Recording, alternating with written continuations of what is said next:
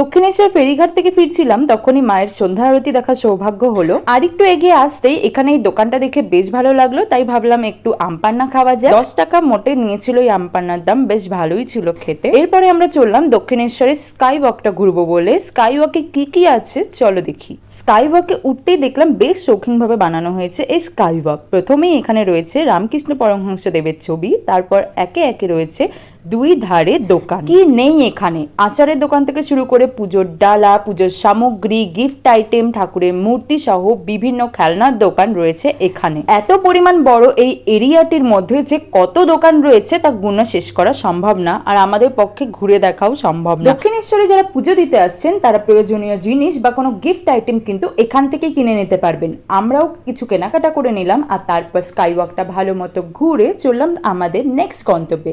ততক্ষণের জন্য tata. Next কোথায় যাচ্ছি সেটা দেখার জন্য সাবস্ক্রাইব করতে হবে।